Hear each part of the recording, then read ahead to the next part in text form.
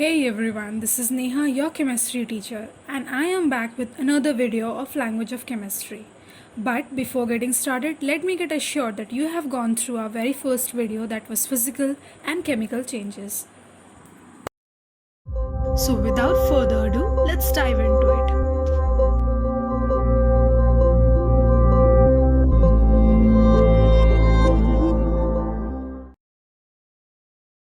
If one sees from a detailed perspective, language of chemistry is all about an element.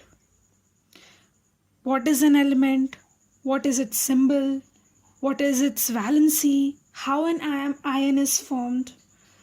So let's get to know what are elements actually, because this is where most of us get confused. So elements are the substances that cannot be chemically broken down into simpler substances. Why?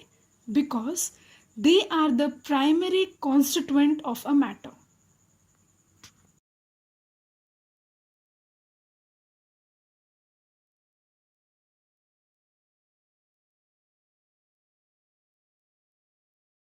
From the above definition, you must have understood what are elements actually. Moving on to symbols and valencies. Now, what is a symbol? Elements are represented by symbols. The symbol of an element is the one or two letter abbreviation, that is, short form of its name. It represents the name of the element and one atom of that element. For example, as you can see on the screen, the symbol He stands for the element helium and one atom of the element helium. Next is valency. Now, valency is the combining capacity of an atom of an element. Now, what do you mean by combining capacity? Combining capacity is the number of electrons an atom can donate or accept to form a chemical bond with another atom. For your better understanding, let me explain it to you with an example. In the formation of sodium chloride, the sodium atom donates one electron that is accepted by the chlorine atom. Therefore, the valency of sodium is 1 and that of chlorine is also 1.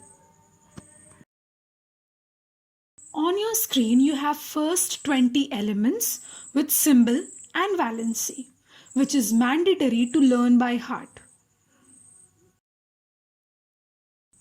In the previous table, we had first 20 elements which had only one valency.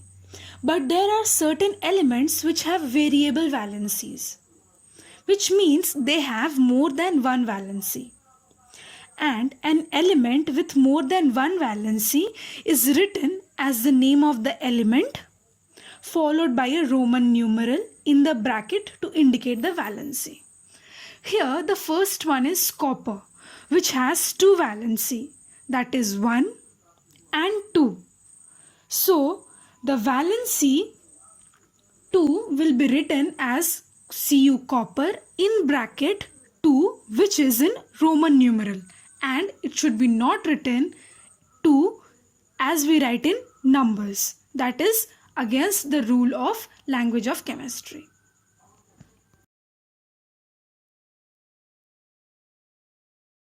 Moving on to one of the most interesting part, that is ions.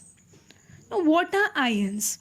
When an atom which constitutes element loses or gains electrons, it becomes a charged particle called ion.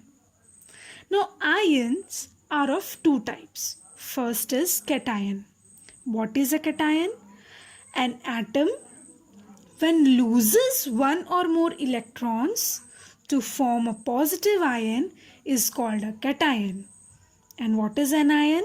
An atom that gains one or more electrons to form negative ion is called an anion. So if we summarize it, what is a cation? Cation loses and forms positive ion, and anion gains electrons and form negative ion. I hope this picture will help you to understand how a cation and an anion is formed. Let me recapitulate for you. Whenever an atom loses an electron, it becomes positive, and a positive ion is known as cation, which is clearly displayed on the picture. Learning and understanding about ions is not enough. We have to also know how to write the names of cations and anions. Beginning with cation. The names of simple positive ions, that is cations, are derived from the names of parent element. And we have to add the word ion. For example, a sodium atom, that is Na, on losing an electron becomes a sodium ion, that is Na plus. Similarly, a calcium atom on losing 2 electrons becomes a calcium ion, Ca2 plus. This was all about cation. Moving on to anion. The names of simple negative ions, that is anions, are derived from the names of the parent elements. But there is a twist. What it is? We have to change the ending to IDE and add the word ion. For example, a chlorine atom gains an electron to form a chloride ion. So, chlorine was the name of parent. What we did? We have to change the last word to IDE. Therefore, chlorine atom has been changed to chloride ion, that is Cl minus. Same happens to bromine. Bromine atom changes to bromide, BROMID, bromide ion, that is Br minus. Basing on the number of atoms an ion constitutes, on a large scale, if we see, they are of monoatomic ion and polyatomic ion. What is a monoatomic ion? An ion that consists of only a single atom with a charge is called single ion or monoatomic ion. For example, first one is sodium plus ion, which is one atom of sodium which has a positive charge in it. Now next is polyatomic ion. What a polyatomic ion? An ion that consists of a group of atoms with an overall charge is called a polyatomic, or it is also known as compound ion. First example is of OH minus. Now as it is said, we have group of atoms. So what is a group of atom which is making OH? That is oxygen, hydrogen. So it is creating a group of atom. Therefore it is polyatomic. Now the names of ions of polyatomic or compound ion which involve two or more atoms usually end with ATE or ITE.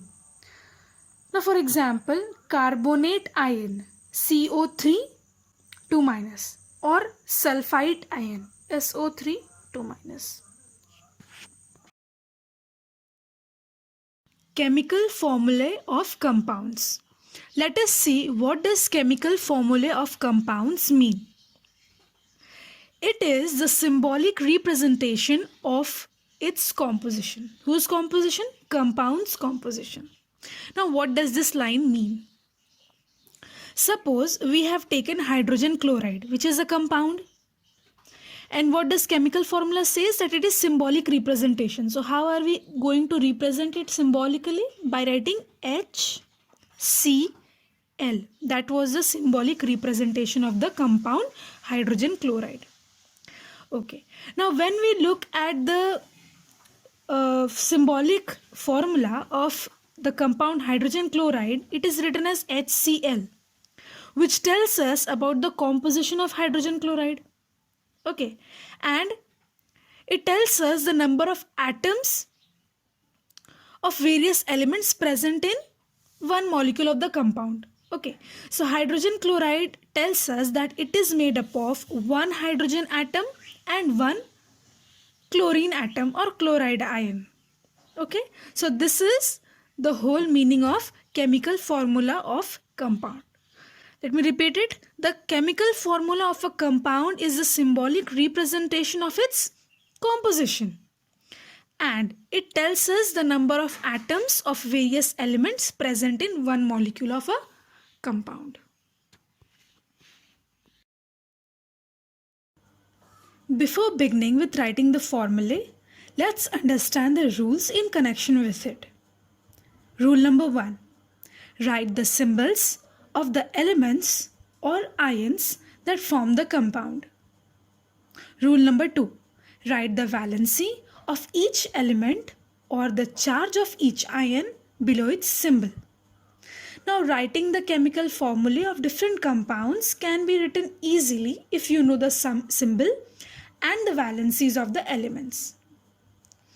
Rule number 3 is interchange the valencies or charges of the combining atoms or ions and write them as subscripts. Rule number 4 says if the valencies or charges are divisible by a common factor, then divide it and simplify the formula. For charges, exclude the plus and minus sign. Exchange the numbers and then write them as subscripts. Now don't get stressed out. We will understand everything. Just keep watching. Because applying the above rules, the chemical formulae of some compounds are explained here. There are certain rules for writing the formulae of compounds. It is easy though. Let us begin with hydrogen chloride.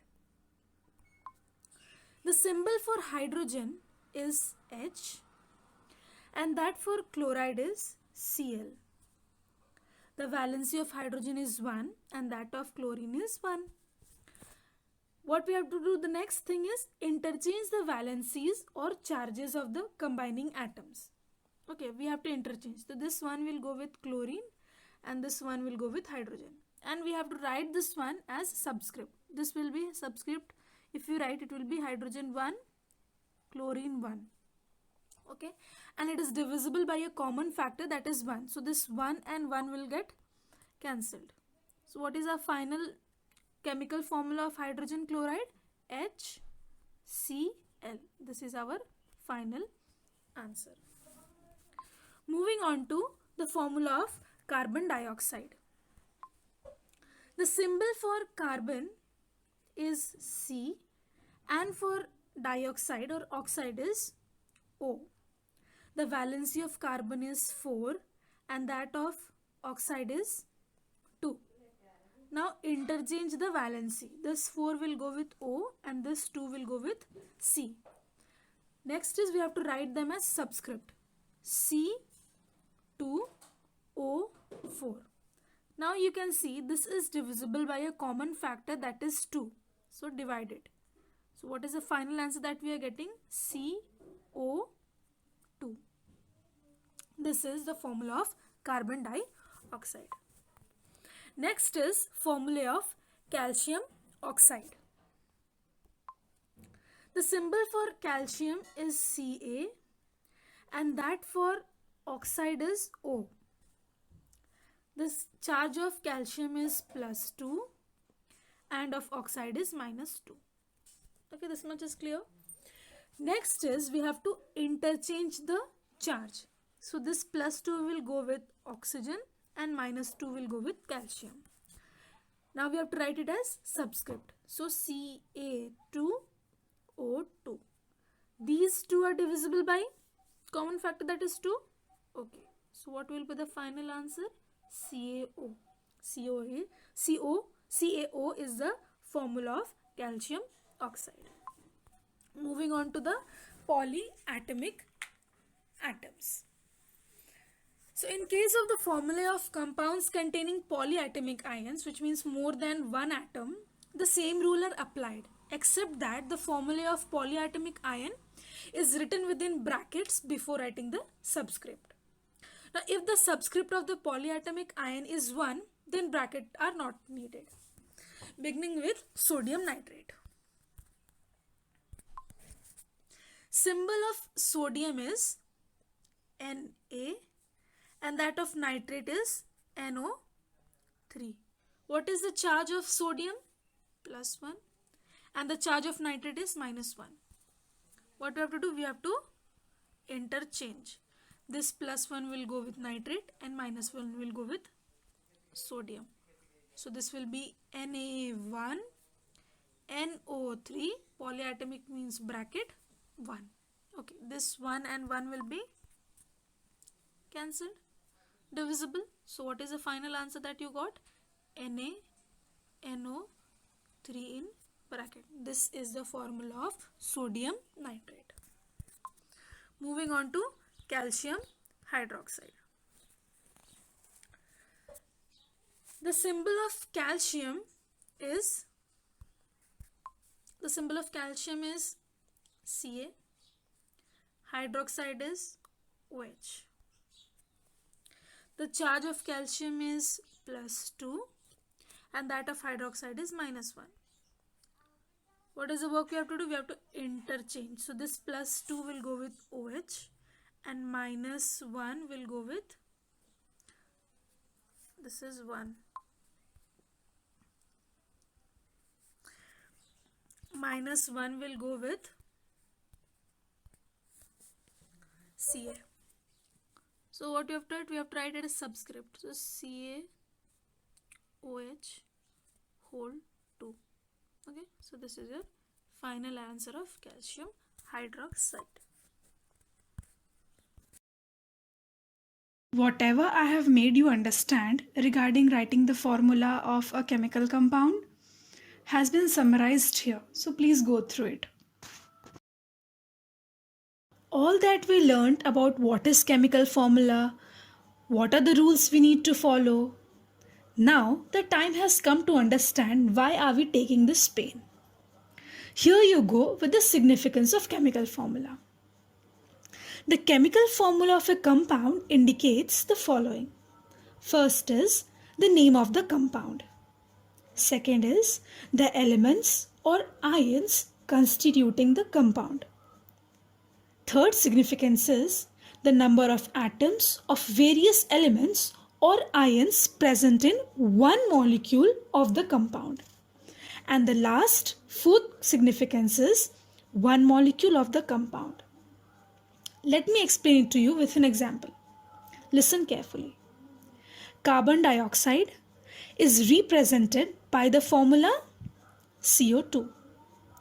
The elements present in CO2 or carbon dioxide are carbon and oxygen. And one molecule of carbon dioxide contains one carbon atom and two oxygen atom. So this was the reason why we prefer writing chemical formulae. Moving on to our next topic, that is chemical equation. You already know that a symbol is used to represent an element and a molecular formula is used to represent a compound. Similarly, chemical reactions is represented by a chemical equation. Now there are two ways of representing a chemical equation. First is in words, which is also known as word equation, and second is in symbols and formulae. In case of word equation, the reactant and products are written in words. For example, the reaction of carbon with oxygen to produce carbon dioxide can be written in words as carbon plus oxygen gives carbon dioxide. And in case of symbols and formulae, the same reaction can be written as the symbol for carbon is C and the symbol of oxygen is O2 and the symbol of carbon dioxide is CO2, and hence the reaction is C plus O2 gives CO2. This was about symbol and formulae. While explaining you how to write word equation, I have used two different terms. That is reactant and product. Let me explain it to you in details. Now, what are reactants? The substances that react with one another in a reaction are called reactants. And the new substances produced by the reaction are called products. In the above reaction, carbon and oxygen are the reactants and carbon dioxide is the product. Now, if we summarize everything regarding chemical equation in one capsule, it will be the representation of a chemical reaction by using symbols and formulae of the reactants and the products involved in the reaction is called its chemical equation. Let us learn how to write and balance a chemical equation. Step 1 is identify the reactant and the product. Here on your screen, as you can see, we have oxygen, carbon dioxide and carbon. This is your carbon.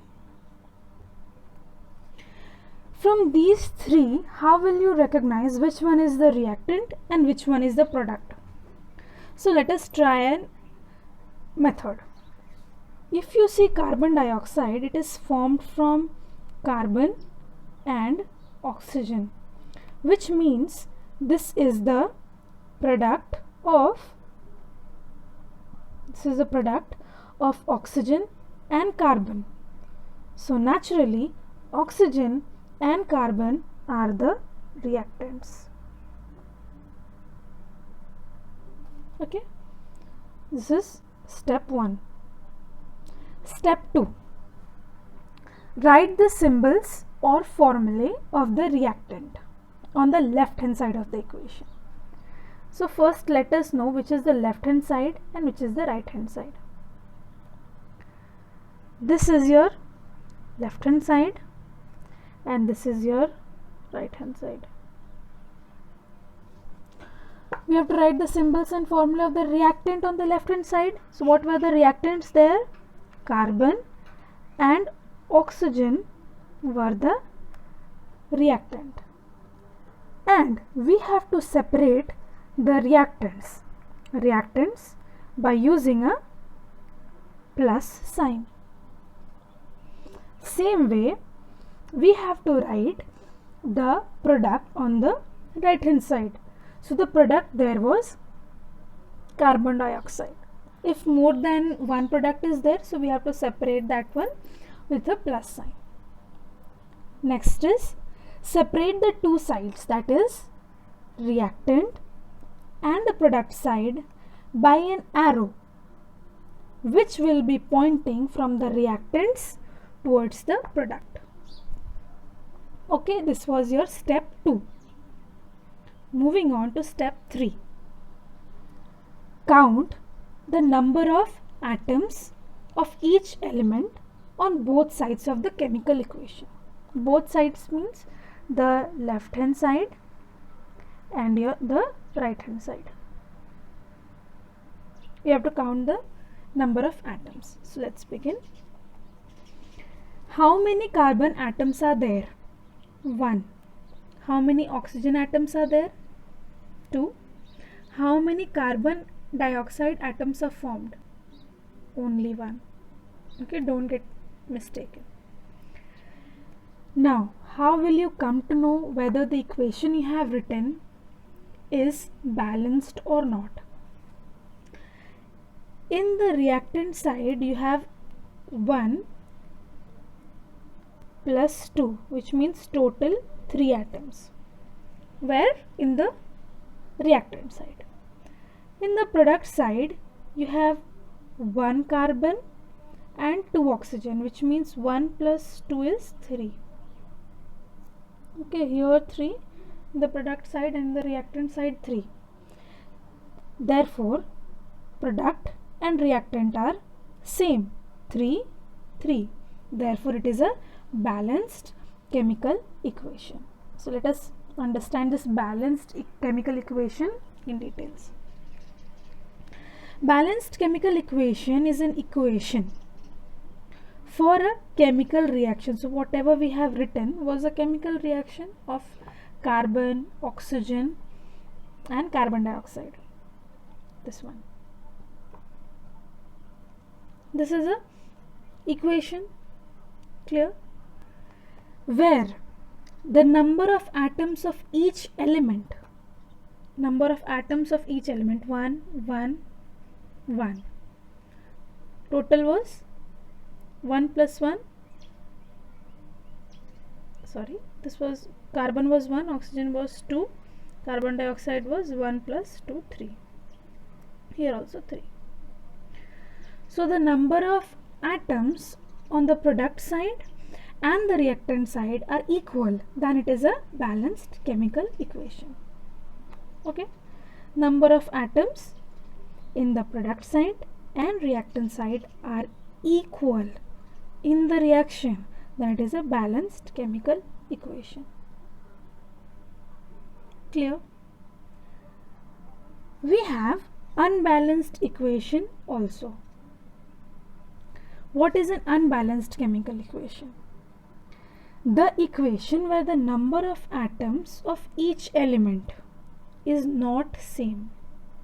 Okay, in both sides, in the product side as well as in the reactant side, if the number of atoms are not same, then it is an unbalanced chemical equation, and we also call it as skeletal equation. Skeletal equation. Okay, now let us understand this with an example.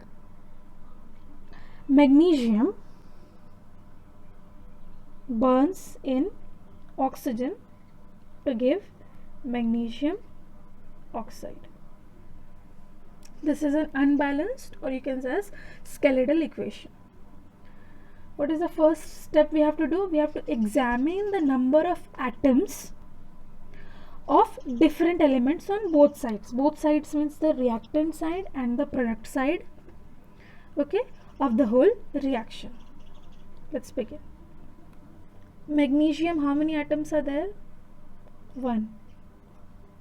Oxygen, how many atoms are there? 2. So total there are 3 atoms in the reactant side. In the product side, how many atoms are there? Magnesium is 1, oxygen is 1, which means total of 2. So as you can see, the reactant has 3 atoms in total and the product has 2 atoms in total, which means it is not balanced. This much clear? Why? Since the number of atoms on the left hand side is not equal to the number of atoms in the right hand side, so the equation is unbalanced. And every unbalanced equation must be balanced. That's all. Now moving on to the step 4. If the number of atoms on both sides of an equation is not equal, then make them equal by adjusting the coefficient. Okay, adjusting the coefficient in front of the symbols and formulae of the reactant and product. Now here I have used a word coefficient. What is a coefficient? A coefficient is a number that we place in front of a symbol or chemical formula in an equation. For example, consider the above previous chemical equation, that was magnesium plus oxygen, which was giving magnesium oxide. Okay, this was unbalanced or skeletal. So what we have to do, here we had only, in the reactant side we had only 1 oxygen. This was making the whole equation unbalanced. So in order to balance this oxygen both sides, what we will do, we will place a 2 in front of magnesium oxide. Now let us count. Magnesium has 1 atom, oxygen has 2 atoms. Magnesium has 2, and this 2 belongs to the magnesium atom also and the oxygen atom also. So we have magnesium 2 and oxygen 2, which means 4. Here it is 3. Now still it is unbalanced. So what we will do? We will place a 2 in front of magnesium, because here we have 2 magnesium and here it was only 1. So we placed a 2 in order to balance both the magnesium. Now if you see, we have 2 magnesium, 2 oxygen in the reactant side, 2 magnesium, 2 oxygen in the product side. So 2 plus 2 becomes 4. Now 4, 4 equal, which means the unbalanced equation has now been balanced. Okay, so this was your step 4. Before understanding what does a balanced chemical equation tells us, let me tell you what is the need for balancing a chemical equation. According to law of conservation of mass, mass can neither be created nor can be destroyed during a chemical reaction. And in a chemical reaction, atoms do not disappear and new atoms are not formed. They just get rearranged. Therefore, balancing a chemical equation is done to show that matter is conserved. Now, moving on to what are the information we can derive if we are provided with a balanced chemical equation. First is, it tells us the number of molecules of each of the reactants and products taking part in the reaction. It also tells us the number of atoms of each element of the reactants and the products taking part in the reaction. It enables us to calculate the mass of reactants and the products involved in the reaction. It shows that mass of the reactant is equal to the mass of the product. For example, calcium carbonate when heated gives calcium oxide and carbon dioxide. Now, if one looks at this equation, what information can that particular person derive? This equation gives us the information that 1 molecule of calcium carbonate, which is the reactant, on heating gives 1 molecule of calcium oxide and 1 molecule of carbon dioxide, which is the product. We all know that if something comes with certain advantage, it also has certain limitations embedded on it. So a chemical equation does not give us some valuable information about a chemical reaction. This information can be added to an equation or remove its weakness or limitation. A chemical equation does not give information about the following. Now first is physical state of the reactants and products of a reaction. For example, by seeing the reaction, we cannot say the physical state of the reactant, whether it is in a solid state or liquid state or gaseous state or even in aqueous solution. We have to add these information in that equation. Second is the concentration of reactants of a reaction. Suppose if an acid is one of the reactant, it may be dilute or concentrated. So we have to add this extra information to the equation so that it becomes a perfect equation. Next is the nature of the reaction, whether it is an exothermic reaction or endothermic reaction. We can only know this if we have mentioned the particular thing in the reaction. Next is the condition of reaction. A chemical equation does not give any information about the pressure, temperature, concentration, presence of catalyst, etc., under which the reaction occurs. All these informations can be written above or below the arrow of the reaction. Moving on to the direction of the reaction. It is difficult to tell whether the reaction will proceed in forward direction or backward direction until it is mentioned. Before ending the video, let me give you some necessary information. As you can see on your screen, I have mentioned certain terms. First is exothermic reaction. An exothermic reaction is a chemical reaction that releases energy through light or heat. And what is endothermic reaction? An endothermic process or reaction is any reaction which requires or absorbs energy from its surrounding. Next we have reversible reaction. The reaction which can take place under same condition in both forward and backward direction are called reversible reaction. And what is irreversible reaction? The chemical reaction in which products formed do not combine to give the reactant is called as irreversible reaction. We also have forward reaction and backward reaction. In case of forward reaction, the reactants change into products. And in case of backward reaction, the products can be converted into the reactants.